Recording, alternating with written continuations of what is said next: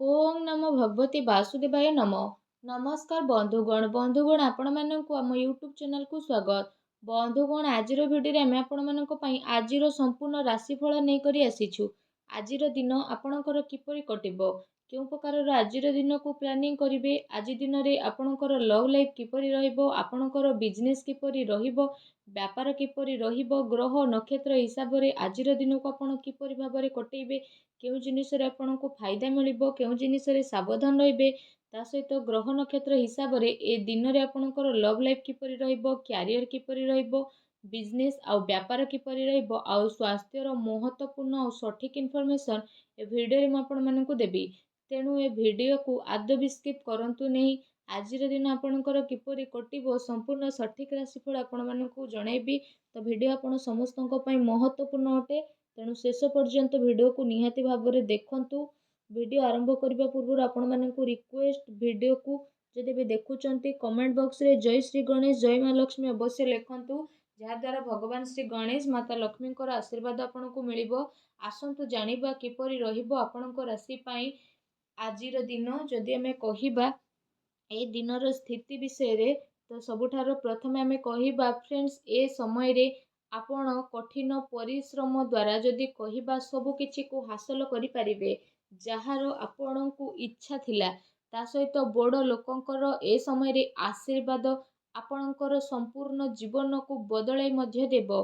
घर परिवार सहित समय व्यतीत करिबा द्वारा मन आपणकर प्रफुल्लित रहिबो।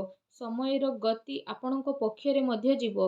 सामाजिक दायरा बढ़िबो। पूर्व किछि समयरु चाली आसुथबा कौनसी समस्यार समाधान मिलिबा कारणरू ए समय आपणको खुशी अनुभव हेबो। कौनसी बड़ निवेश करिबा पई समय आपणको पई बहुत ही उत्तम रहिबो। एहा सहित ए समय रे बंधुको आगमन कारणरू आपणको समय खुशी भरा मध्य रहिबो। उपहारर आदान प्रदान मध्य आपण ए समय रे करि पारंती। आपणकर बजेट मध्य बिगिड़ी पारे, किंतु पारिवारिक खुशी आगरे एहा किछि हेबो नाही। युवा वर्ग निजर भविष्यत संबंधित योजना प्रति काफी गंभीर नजर आसिबे। फ्रेंड्स, एहा सहित ए समय रे कौनसी संवेदनशील समारोह आपणको जीवार अवसर प्राप्त हेबो, तथा सम्मानर सहित आपण आपणकर स्थिति को बदलाइबे। संतान संबंधित कार्य जेपरि विवाह, चाकिरी आदि कार्यर योजना आजिर दिन रे आपणकर बनी पारे। बंधुंकर आगमन घर को आजिर दिन रे होई पारे। ता सहित जदि कहिबा आजिर दिन रे ऊर्जा जोश एवं मनरु आपण खुशीपूर्ण रहिबे। पिलांको सहित धैर्य रखी आपण व्यवहार करंतु, जहा द्वारा आपणकर स्थिति रे परिवर्तन आसीबो। खर्च पई भी ए समय बहुत भल रहिबो, किंतु आपण मैनेज करके नेबे। निज लोकंक सह मनोरंजन रे आपण आपणकर समय को व्यतीत करिबे। ता सहित ए समय रे परिवार सहित हर्ष उल्लास रे समय व्यतीत हेबो। केउठी शुभ समाचार आपणको प्राप्त हेबो। कार्य कुशलता बल रे आपण नुआ उपलब्धि को मध्य हासिल करिबे, जहार केबे आपणकर इच्छा थिला।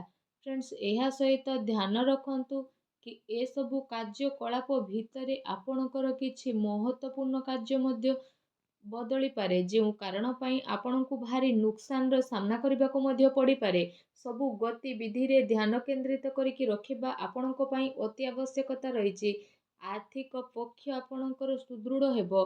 कुहा जाइथिबा धन संबंधित निवेश को आपण भाबी चिंती ही नियंतु, काहेकि ना पैसा वापस मिलिबा बहुत ही मुश्किल दायक रहिबो। विद्यार्थी को निज प्रतियोगी परीक्षा संबंधित पाठपढ़ा रे अधिक ध्यान देवार आवश्यकता रहिछि। एहा सहित ए समय रे सबु किछि ठीक रहिबी। आपणको केउठी ना केउठी परिवर्तन देखा देबो। ता सहित जदि आपण चाहिबे तो किछि भी आपण निजे परिवर्तन करि परिबे। निजर भावना रे को नियंत्रण रखिबा पई चेष्टा करंतु, कारण एहार प्रभाव द्वारा किछि संबंध खराब होई पारे, किंतु शीघ्र ही परिस्थिति किछि प्रतिकूल मध्य हेबो।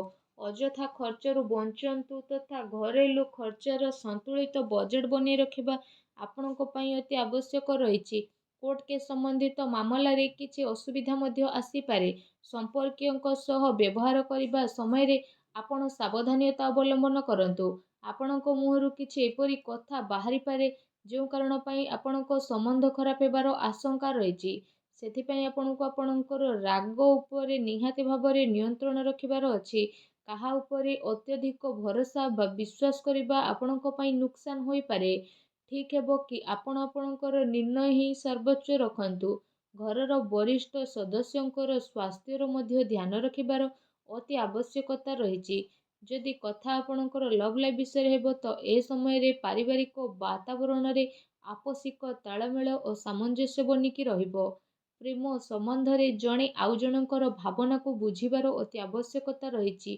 ପତି ପତ୍ନୀଙ୍କ ଭିତରେ କିଛି ଏ ସମୟରେ ଲଢ଼େଇ ଝଗଡ଼ା ହୋଇପାରେ।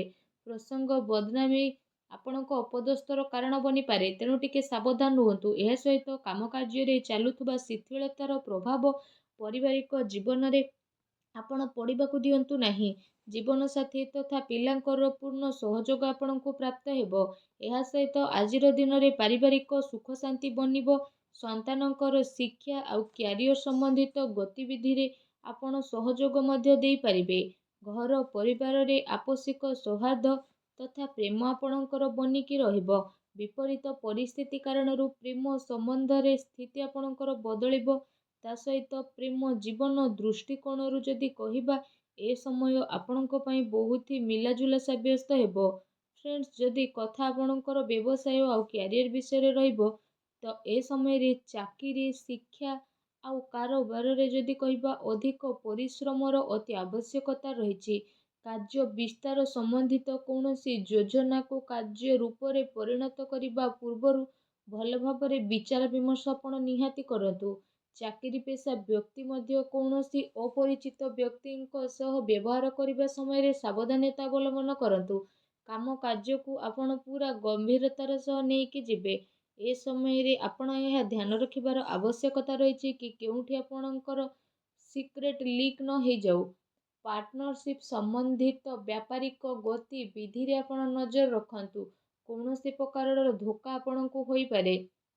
ଫ୍ରେଣ୍ଡସ୍, ଏହା ସହିତ ଏ ସମୟରେ କାର୍ଯ୍ୟ କ୍ଷେତ୍ରରେ କ୍ୱାଣ୍ଟିଟି ଚକ୍କରରେ କ୍ୱାଲିଟି ସହିତ କୌଣସି ପ୍ରକାରର ସମଝୋତା ଆପଣ କରନ୍ତୁ ନାହିଁ। କୌଣସି ବଡ଼ ଅର୍ଡ଼ର ଆପଣଙ୍କର ହାତରୁ ମଧ୍ୟ ଯାଇପାରେ କିମ୍ବା ଡିଲ୍ ମଧ୍ୟ ଆପଣଙ୍କର କ୍ୟାନସେଲ୍ ହୋଇପାରେ। ଚାକିରି ପେଶା ବ୍ୟକ୍ତିଙ୍କ ପାଇଁ ଚାକିରିରେ ବସ୍ ଆଉ ଉଚ୍ଚ ଅଧିକାରୀ ଯଦି କହିବା ଆପଣଙ୍କ କାମରେ କାଫି ସନ୍ତୁଷ୍ଟ ରହିବେ। ପଦୋନ୍ନତିର ମଧ୍ୟ ସମ୍ଭାବନା ରହିଛି। ଚାକିରିରେ ମନୋବାଞ୍ଛିତ ଉପଲବ୍ଧି ମିଳିବାର ଏ ସମୟରେ ଆଶା ରହିଛି, ଯେଉଁ କାରଣ ପାଇଁ ଆପଣଙ୍କୁ ଖୁସିର ବହୁତ ଅନୁଭବ ହେବ। ତା ସହିତ ଯଦି କହିବା ନୂଆ ଟେକ୍ନିକ୍ ଆଦିର ପ୍ରୟୋଗ କରି ଆପଣ ସଫଳତା ହାସଲ କରିବେ। ଲମ୍ବା ସମୟରୁ ଚାଲୁଥିବା କୋର୍ଟ କେସ୍ ମାମଲାରେ ଆପଣଙ୍କୁ ପୂରା ହେବାର ଆଜି ସମ୍ଭାବନା ରହିଛି। ସରକାରୀ ସେବାୟତ ବ୍ୟକ୍ତି କୌଣସି ସମସ୍ୟାରେ ପଡ଼ି ମଧ୍ୟ ପାରନ୍ତି, ତେଣୁ ସାବଧାନ ରୁହନ୍ତୁ। ଏ ସମୟରେ ବ୍ୟାପାରରେ ନୂଆ ପାର୍ଟି ତଥା ନୂଆ ଲୋକଙ୍କ ଦ୍ୱାରା ବ୍ୟବସାୟିକ ସମ୍ବନ୍ଧ ସ୍ଥାପିତ କରିବା ପୂର୍ବରୁ ଭାବି ଚିନ୍ତି ଆପଣ ଅବଶ୍ୟ କରନ୍ତୁ। କାହାର କଥାରେ ଆସି ଆପଣଙ୍କର ଅହେତୁ ମଧ୍ୟ ହୋଇପାରେ। ଚାକିରିରେ ସହକର୍ମୀ ଆପଣଙ୍କ ବିରୋଧରେ କିଛି ଉଚ୍ଚ ଅଧିକାରୀଙ୍କର କାନ ଭରି ପାରନ୍ତି। ସେଥିପାଇଁ ଆପଣ ଟିକେ ସାବଧାନ ରୁହନ୍ତୁ। ଆଜି ପ୍ରତିକାର ସ୍ୱରୂପ ମା ଲକ୍ଷ୍ମୀଙ୍କର ପୂଜା କରନ୍ତୁ। ତା ସହିତ ଛୋଟ ପିଲାଙ୍କୁ ଚକୋଲେଟ୍ ଦିଅନ୍ତୁ।